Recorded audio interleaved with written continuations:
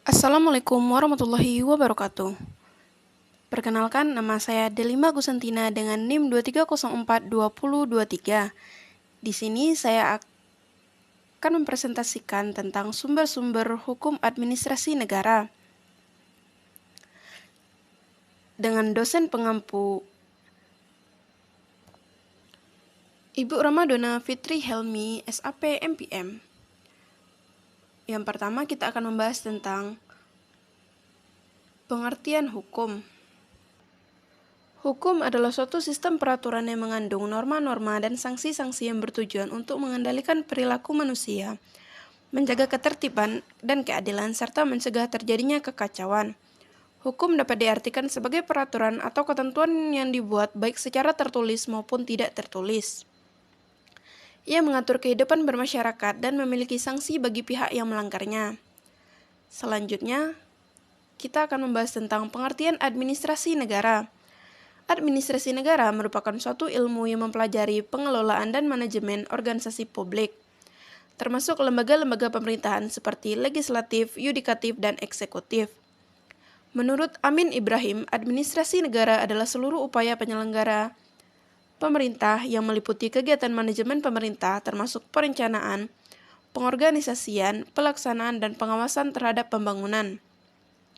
Sedangkan menurut Felix Enigro, administrasi negara adalah bentuk usaha kerjasama kelompok dalam lingkungan publik mencakup lembaga yudikatif, legislatif, dan eksekutif yang bekerja sama untuk menciptakan kesejahteraan bersama. Selanjutnya, pengertian hukum administrasi negara. Hukum administrasi negara atau HAN adalah suatu cabang ilmu hukum yang mempelajari tindakan-tindakan dalam menyelenggarakan sebuah negara. Menurut Della Boscecur-Chan, hukum administrasi negara adalah himpunan peraturan tertentu yang menjadi sebab negara berfungsi atau bereaksi. Peraturan-peraturan ini mengatur hubungan antara warga negara dengan pemerintahannya. Hukum administrasi negara bertujuan untuk mengatur dan menjalankan urusan-urusan negara dengan efektif, mencapai tujuan yang telah ditetapkan, dan memastikan pelayanan publik yang baik. Selanjutnya, sumber hukum. Sumber hukum adalah segala sesuatu yang menimbulkan aturan yang mengikat dan memaksa apabila aturan-aturan itu dilanggar akan menimbulkan sanksi yang tegas dan nyata bagi pelanggarnya. Sumber hukum juga dapat diartikan sebagai tempat asal ditemukannya hukum. Ini menunjukkan bahwa sumber hukum adalah tempat kita dapat melihat perwujudan hukum. Selanjutnya, sumber hukum administrasi di Indonesia. Sumber hukum administrasi di Indonesia terbagi menjadi dua, yaitu sumber hukum formil dan sumber hukum material. Sumber hukum dalam arti material merupakan tempat di mana materi hukum itu diambil. Misalnya situasi sosial ekonomi, tradisi atau pandangan keagamaan atau kesusilaan, perkembangan internasional dan keadaan geografis. Salah satu sumber hukum material di Indonesia juga termasuk Pancasila. Yang kedua, sumber hukum dalam arti formil, yaitu bersifat operasional yang berhubungan langsung dengan penerapan hukum. Sementara itu, sumber hukum material adalah sumber hukum berasal dari substansi hukum. Selanjutnya, kita akan membahas tentang sumber hukum formil.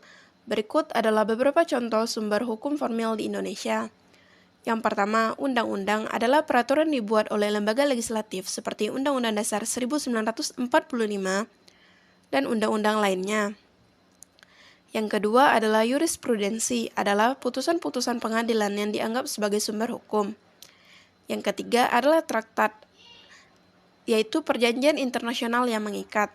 Yang keempat, kebiasaan atau konvensi atau adat adalah norma-norma yang berlaku dalam masyarakat. Yang terakhir adalah doktrin, yaitu pendapat-pendapat akademis yang mengandung kaidah-kaidah hukum yang bersifat konstitutif, konstruktif, dan sosiatif. Sumber hukum material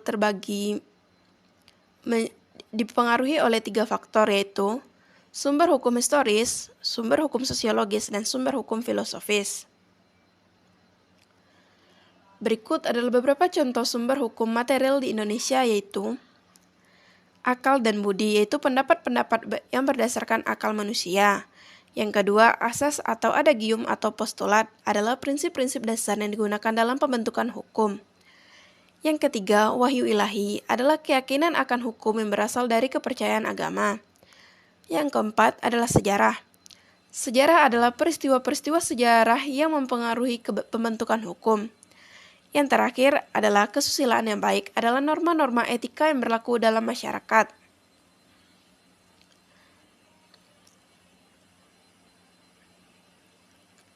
Dalam keseluruhan, sumber hukum di Indonesia berperan penting dalam mengatur perilaku individu dan masyarakat, serta menjaga ketertiban dan keadilan dalam suatu negara.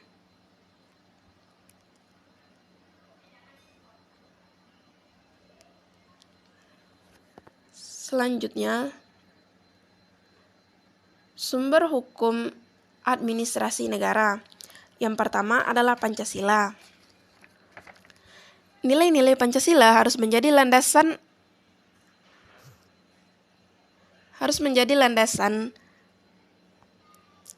dan pedoman membentuk dan menyelenggarakan negara, termasuk menjadi sumber dan pedoman dalam pembentukan peraturan perundang-undangan. Di dalam pasal 2 Undang-Undang Nomor 12 Tahun 2011 menyatakan bahwa Pancasila merupakan sumber dari segala sumber hukum negara. Berarti Pancasila juga menjadi sumber dari segala sumber hukum administrasi negara.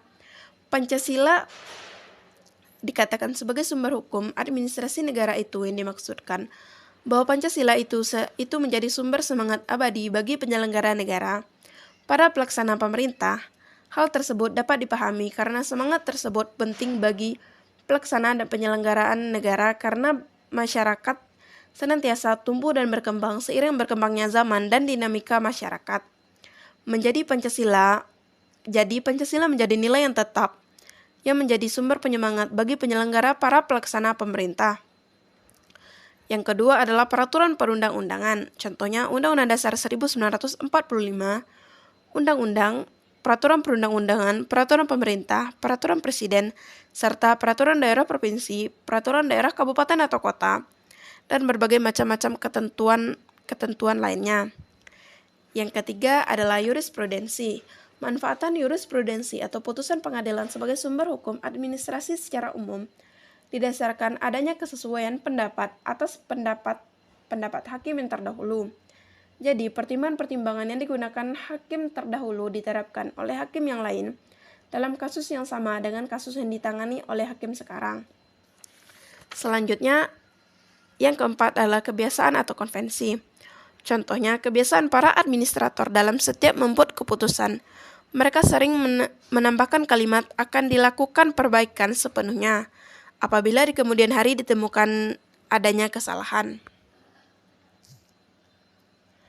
Kalimat tersebut tidak ada dalam aturan hukum administrasi negara di Indonesia, tetapi itu sudah menjadi kebiasaan dan sudah menjadi kelaziman bahwa setiap surat keputusan harus diakhiri dengan kalimat tersebut.